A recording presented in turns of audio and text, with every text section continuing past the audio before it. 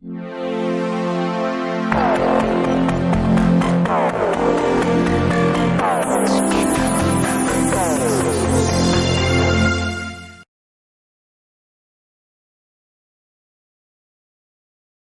to one of our Space Science and Technology Portals lectures. The title of this lecture is Space in Our Lives. In this lecture, we tackle the following topics. Topic number 1. Why do we study space? Topic number 2. Elements of a space mission. Topic number 3. How does space affect our lives?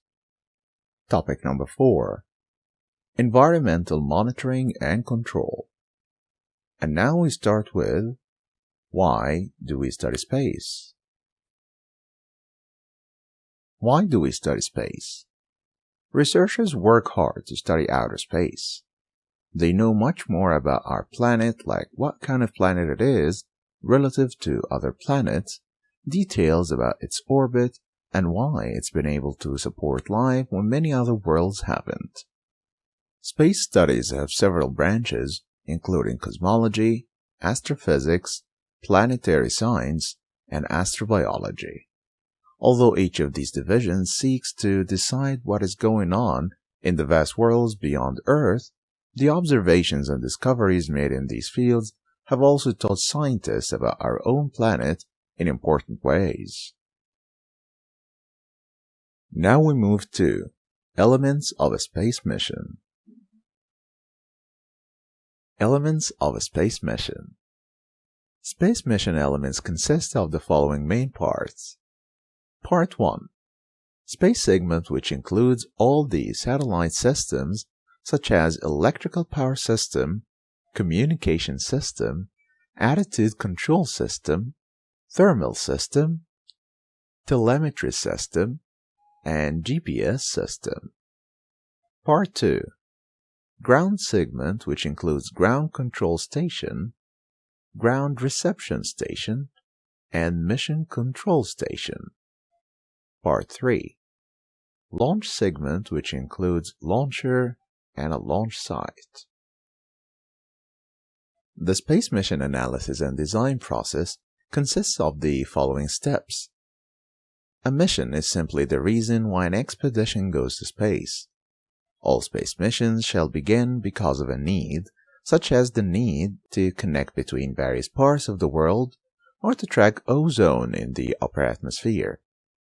Such need establishes a mission. Identifying this need is central to the understanding of the entire space mission architecture. A mission includes 3 major parts. The mission objective, why we go on the mission. The mission users or customers, who will benefit from the mission. The mission operations concept, how the mission elements will work together. Now we move to, how does space affect our lives? Commercial satellites. Practical satellites are a part of our daily life, whether forecasts, GPS, GLONASS navigation equipment, and our cars are all dependent on satellite services applications. Examples of these applications are global news, satellite entertainment networks, broadcasting sporting events, and communications between ships at sea or aircraft in the sky.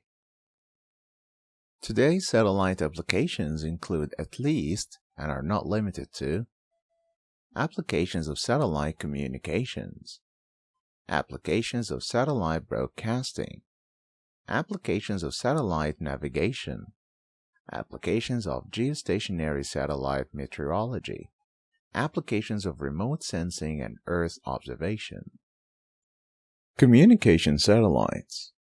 The aim of communication satellites is to benefit space-based life capability on Earth from an environmental, social, and economic perspectives, including current space development and business space activities that have a positive impact on our daily usage. The world already benefits greatly from space science and technology, particularly in terms of communication systems, positioning services, remote sensing, and economic activities related to officially funded space programs. Humanity's outer space technology has grown remarkably since the launch of a Russian spacecraft in 1957. Since then, we have seen humans walk on the moon, the International Space Station ISS is built, and hundreds of exploration missions of the solar system take place. Satellite meteorology. Meteorology is an atmosphere science research that focuses on weather and forecasting processes. These activities are bound by the factors that exist in the Earth's atmosphere. These are the temperature, pressure, water vapor, gradients, and interactions of each variable and how they change in time. The bulk of Earth's observed atmosphere is in the troposphere.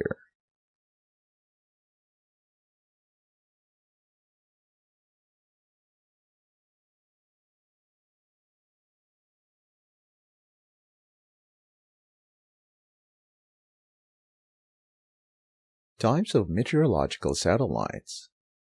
Meteorological satellites are two types: polar orbiting and geostationary. Polar orbiting satellites run roughly over poles at an altitude of around 800 kilometers. The entire surface of the Earth can be studied by these spacecraft, which follow orbits nearly set in space as the Earth rotates below them. The zones scanned around each pass are almost adjacent to the equator, and the overlapping areas are further poleward. Geostationary satellites orbit around the Earth over the equator at a height of about 36,000 kilometers. They complete one cycle in 24 hours, synchronized with Earth's rotation fixed on its axis. Thus, they remain over the same location on the equator. Global positioning. The Navstar Global Positioning System. The Navstar Global Positioning System, usually called GPS, consists of three components: a space segment of GPS satellites, a control segment that monitors and operates those satellites, a user segment that employs GPS receivers to observe and record transmissions from the satellites and perform position, velocity, attitude, and time calculations. Now we move to environmental monitoring and control. Environmental monitoring and control, EMC, covers the internal environment of the spacecraft, including the atmosphere, the water supply, and all surfaces. The word monitoring means a constant, careful observation of the status of these areas over time to make sure that conditions are preserved within reasonable limits. The word control means there is some form of input to the systems responsible for maintaining each parameter. In many other cases to date, while feedback is given to the team in the form of an alert system which indicates that a variable is moving out of the appropriate range. Scientific research. Satellites are contributing to a lot of scientific studies. This includes climate change, ocean research, and geological discovery on Earth. It has been found quite surprising, for example, that excellent maps on the ocean floor topography can be rendered by calculating the height of the sea level. Astronomy and planetary exploration satellites are the primary contributors to such fields. Spacecraft are man-made structures positioned in space. They also influence our lives, even if we don't fully understand them. They make us safer, support us with modern luxury, and broadcast entertainment. Here are some applications of satellites. Television. Satellites transmit television signals directly to our homes, and they are still the backbone of cables and network television. These satellites send a signal from a main station that produces programming to smaller stations that transmit signals locally via cable or airwaves.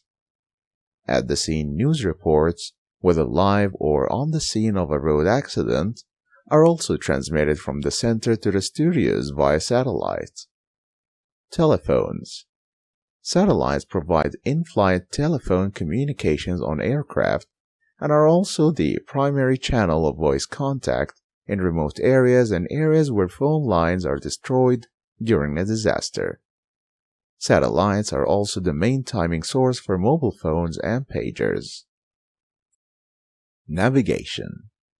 Satellite-based navigation systems such as Navstar Global Positioning Systems (GPS) allow anyone with a handheld receiver to determine their location within a few meters.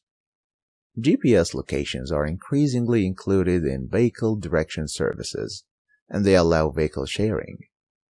GPS-based systems are used by civilians and the military for land, sea, and air navigation, and are essential in situations such as a ship making a difficult turn in a port in bad weather, or in the case of personnel lost in an unfamiliar area where other navigational tools may not exist.